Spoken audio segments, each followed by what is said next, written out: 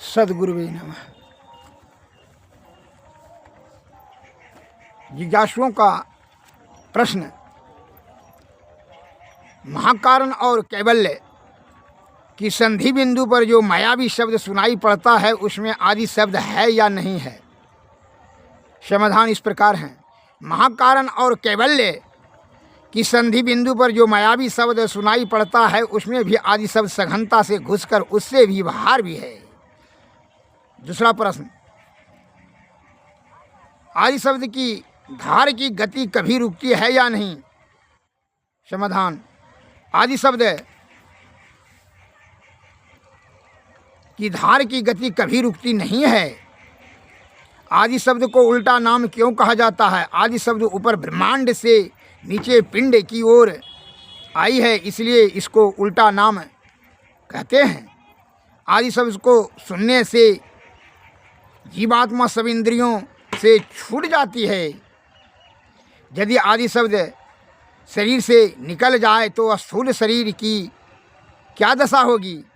यदि आदि शब्द शरीर से निकल जाए तो स्थूल शरीर का लोप हो जाएगा। अगर आदि शब्द संसार से निकल जाए तो संसार का क्या होगा? अगर आदि शब्द संसार से निकल जाए तो संसार का लोप हो जाएगा। क्या आदि शब्द पर भी ही संसार टिका हुआ है?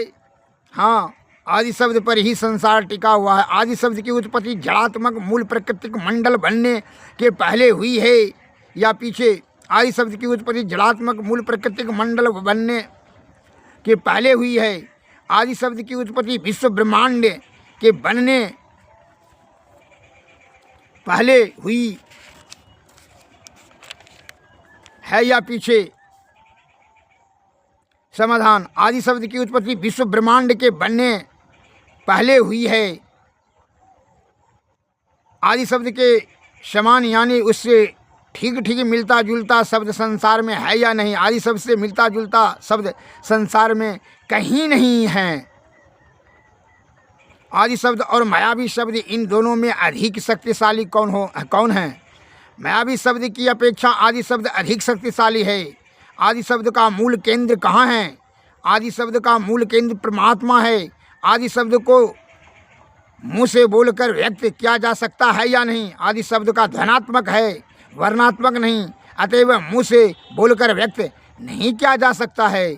मायावी शब्द और आदि शब्द में अधिक आकर्षण किसमें है? मायावी शब्द से आदि शब्द में अधिक आकर्षण है। आदि शब्द की धार लंबी होती है या मायावी शब्द की